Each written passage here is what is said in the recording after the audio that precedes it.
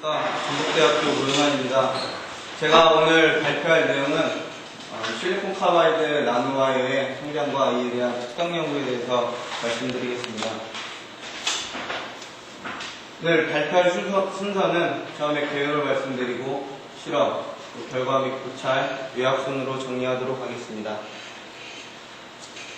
실리콘 카바이드는 화학적이나 물질적으로 매우 안정하여서 초창기에는 이제 실리콘 카바이드 재료가 금속 연마 재료라든지 복합 재료로 사용이 되었으나 이게 에너지 밴드갭인지 실리콘보다 좀 더 이제 큰 거를 알게 되고 반도체로서의 응용 가능성이 제시되면서 고온에서 그리고 고주파에서 안정한 반도체 재료임을 알게 되었습니다.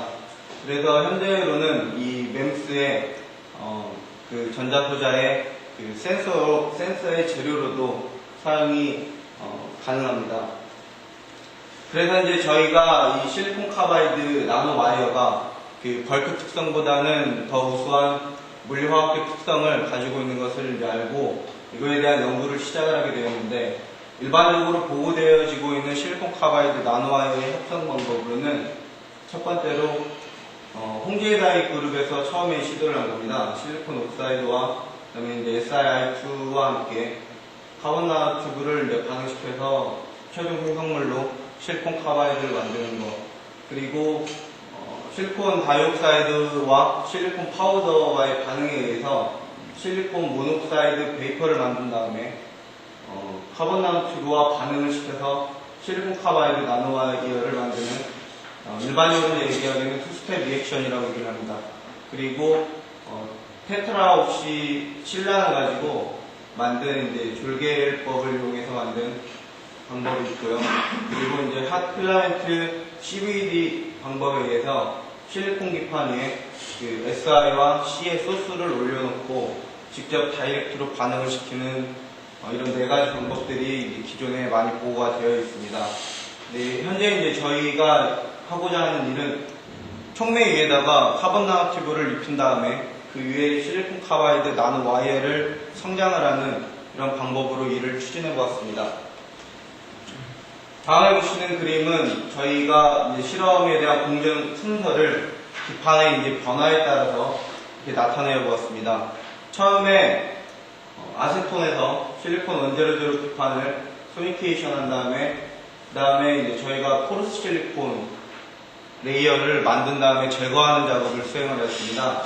이에 대한 목적은 촉매가 기판 표면 위에 윤활하게 잘 분포가 되어 있어서 카본 나노튜브가 성장이 더 잘 되게 하기 위해서 이러한 방법을 시도했는데요. 23월짜리 HF 솔루션에 60분 동안 반응을 시켜서 실리콘 표면 위에 펄스 실리콘 레이어 층을 만들고 그를 일몰의 NaOH로 제거를 하였습니다. 그 위에 니켈 나이트레이트로 0.1몰의 니켈 솔루션을 제조한 다음에 그 위에 주사기를 이용하여서 용액을 드랍을 하였습니다. 그리고 건조를 시킨 다음에 카본 나노튜브를 성장을 하고 그 위에 실리콘 카바이드 나노 와이어를 성장하는 순으로 진행하였습니다. 이제 세세한 공정으로 들어가 보게 되면 지금 이제 저희가 중요시했던 게 이 기판에 대한 제조를 중요시했었습니다. 우선 카본 나노튜브가 성장이 더 잘 돼야지 실리콘 카바이드 나노 와이어로의 그 변환이 더 용이할 거라고 생각을 했기 때문에 여기에 주안점을 뒀었는데요. 이 포르실리콘에 대한 실험은 저희 연구실에서 예전에 이제 수행을 해왔던 것으로 이 테프론 이제 반응기를 만들었었고 이 안에 백금 일렉트로드로 여기에 이제 HF 솔루션을 넣은 다음에 여기에서 에너자이제이션을 시키면 포르실리콘이 레이어가 생기게 됩니다. 그렇게 생긴 것을 일몰의 NaOH 솔루션에 넣고 이 표면층을 완전히 제거하게 되면 마지막에 이제 얻어지는 표면이 이러한 SDM을 통해서 관찰을 할 수 있었습니다. 그래서 이제 저렇게 얻어진 기판을 카본 나노튜브와 실리콘 카바이드를 만드는 공정을 수행하였는데요. 그다음에 이제 표면 처리에 대한 것은 저희는 암모니아를 사용했습니다. 암모니아 200SCM과 온도와 이제 시간을 각각 조정을 하였고, 나중에 이제 성장을 할 때 아스펠렌을 공급을 하여서 700도씨에서 30분 동안 수행을 하였습니다. 이후 실리콘 카바이드를 이제 나노와이어를 성장하는 공정을 수행하였는데, 처음에 수소로 이제 표면을 처리를 해주고, 그 다음에 이제 사일렌과 프로판을 넣어서 반응을 시도를 하였습니다. 이러한 결과들을 SEM과 TEM, IR과 라마, 그리고 XRD를 통해서 구조를 이제 해석을 하였습니다. 공정에 대한 장치와 순서를 좀 더 자세히 알아보게 되면, 카본 나노튜브는 저희가 CVD 장비를 이용을 해서 시도를 하였습니다. 밑에 보시는 그림은 앞에서 설명을 드렸던 각 온도와 시간에 따른 공정 순서를 나타내고, 이렇게 이제 성장한 카본 나노튜브를 고주파 유도 가열 장치를 이용한 CVD 반응기로 옮겨서 여기에서 실리콘 카바이드 나노 와이어를 성장을 하였습니다.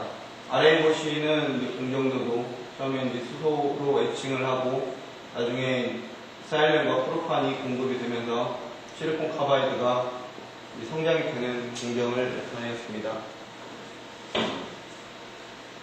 지금 보시는 SEM 이미지가 처음에 저희가 카본 나노튜브를 성장했을 때 그때 사진입니다.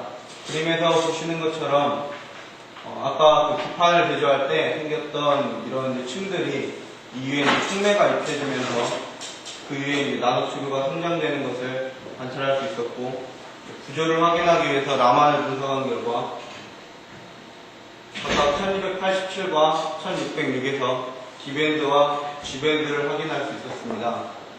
이 시료는 앞에서 이제 발표하셨던 분과는 다르게 멀티홀 특성을 나타내는 것으로 생각됩니다.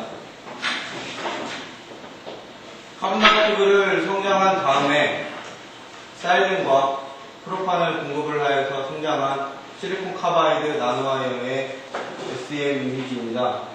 앞에서 보셨던 카본 나노튜브의 직경보다는 좀 더 커진 것을 알 수 있었고, 아직은 저희가 이제 지금 성장량이 매우 이제 적게 나타나 있는데 아직 보완해야 될 단계라고 생각을 합니다. 이후 실리콘 카바이드 나노 와이어의 TEM 분석을 시도를 하였습니다.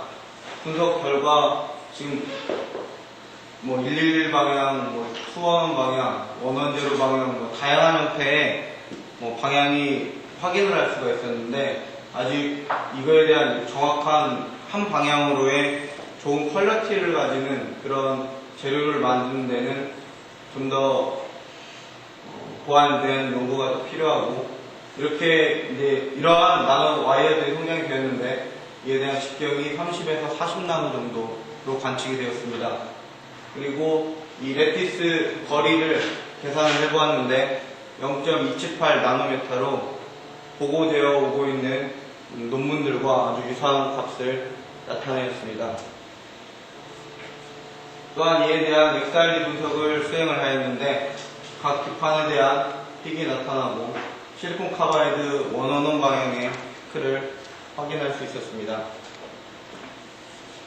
또 IR과 라만을 분석한 결과 802 부분에서 SR과 C의 결합이 이루어진 피크를 관찰할 수 있었고, 라만 결과로부터 실리콘과 실리콘 카바이드, TO와 에로모드, 그리고 카본 나노튜브의 피크를 발견할 수 있었는데, 이로부터 카본 나노튜브가 전부 100% 반응에 참여는 하지 않은 것으로 이렇게 사료되어 있습니다. 지금까지 저희가 실험을 했던 결과들을 성장 메커니즘을 간략하게 정리를 해보았습니다. 카본 나노튜브를 성장한 다음에 SI와 C의 소스가 들어오게 되면, 이때 이제 주위에 열이라든지 다른 에너지 요원이 가해질 때 나노튜브가 구조가 깨지게 되면서 카본 오니언 형태라고 많이들 얘기를 하고 있는데요. 이런 형태의 오니언이 형성이 된 다음에 이 이제 원자들이 들어감으로 인해서 나노 와이어가 성장이 되는 것으로 생각이 되어집니다. 지금 보여드리는 이제 실리콘 나노와의 SDM 이미지는 저희가 현재 이제 좀 더 나은 연구를 위해서 진행 중인 건데, 잠시 이제 소개를 드리기 위해서 가지고 나왔습니다. 이거는 앞에서는 이제 저희가 그 물을 솔벤트를 이용해서 니켈 솔루션을 제작을 했는데, 이것은 좀 더 이제 효율적인 분산을 위해서 알코올 용매에 니켈을 넣어서 솔루션을 제조를 하였습니다. 단순한 작업으로 그냥 실리콘 기판 위에다가 몇 방울 드랍을 하고 그 위에 이제 소스가스를 넣어서 실험을 수행한 결과 30에서 40나노미터 정도의 다이아미터를 가진 실리콘 특성을 가진 나노 와이어가 관찰이 되었습니다. 여기에서 이제 앞에 공정과는 다른 것이 카본 나노튜브를 성냥하지 않고 다이렉트로 실리콘 나노 와이어를 성장을 했다는 데 있습니다. 이 시료를 FE 특성을 분석을 해봤습니다. 그 결과 10마이크로암페어 부분에서 터널필드가 3.6V가 나오게 되었는데, 지금 APL에 1999년도 APL에 보고된 바로 이 그룹에서 보고된 바로는 각 나노미터마다 10나노, 20나노, 30나노의 직경을 가진 실리콘 나노와이어에서 4.5V, 13V, 23V의 터널필드가 값이 나타나 있는데, 저희 것과 유사한 이 30나노 값에 나타나 있는 23V 값보다 저희가 현저하게 낮은 값을 가지고 있음을 알 수 있었습니다. 지금까지 발표를 요약 정리하도록 하겠습니다. 탄소 나노튜브를 이용해서 실리콘 카바이드 나노 와이어를 합성을 하였고, 그 결과 30에서 40나노미터의 다이아미터를 가진 것을 확인을 하였습니다.